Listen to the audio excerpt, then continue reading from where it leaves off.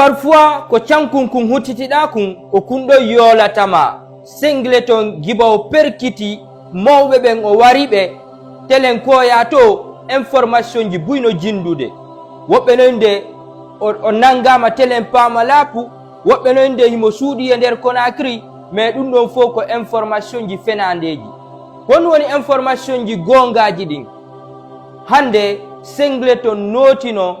ka justice koya fiyoɓe ñaawumo ɗon andi ɓe o warani ɓen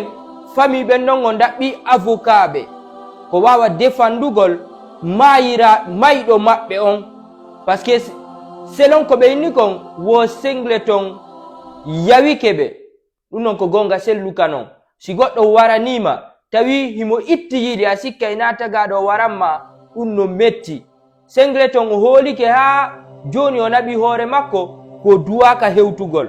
par ce que so yi singleton no itta wonkil ara continua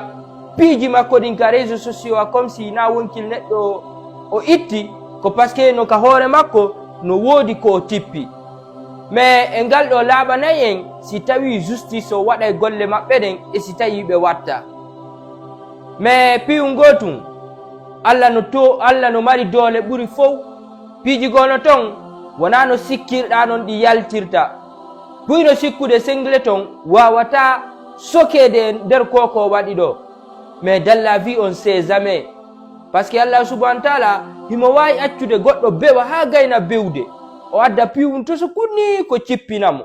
ko ɗum waɗi ka fuɗɗorde vidéo an ɗo mi inni goɗɗo parfois ko cankum ma ko diidum kum huttitiɗa kum ko kunɗo yolatama o fet hande singleton ko wonɗon haysi o wowlali mais himo ni sika nder ɓernde makko sabu ko waɗani kon sabu ko waɗi kon o fet sa wari goɗɗo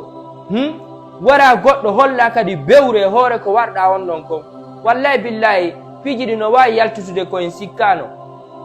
ɓay o ari taw ka liye ko ɓe duwamoɗon jijugol o fuɗɗino haalude konnguɗi ɗi rewra ɓe nangimo ceemum ɓe naɓimo ha ko accident o waɗɗon ɓe landi ɓen wonɓe takko ɗon ɗon andi takko ɗon ara no woodi yeyayɓe no woodi jooɗotoɓe no woodi temoyen ɓe chaine on waɗi tawde mum ɓe landi ɓe ɓenni ko honno feƴƴiri ɓen noon kadi jonni version ji maɓɓe ɗin ɓe windi ɗum noon kadi na arugol ɗo lando singleton ko honno woniri tun dey ɓe landoto ka cenɗe ɗen ɗiɗi kala par ce que ɗon andi avocat je wonɗo defandude on mayira ɓen on noon kadi no mari hakkille donc du coup c'est un peu sa haray ko ɗon fewndi nini ka lendi ɗo hiɓe ka justice koya fi ñawgol singleton que la justice soit faite que la vérité triomphe haray nan fala yon senditanan vidéo au maximum parce que haray no woodi humpaɓe ko honto ɓe fewndi e o sujet ɗo par ce que buynani o dogiri pamalapu buynani mo suuɗi on no Conakry sendite vidéo on fiyoɓe wawa humpitade wassalam.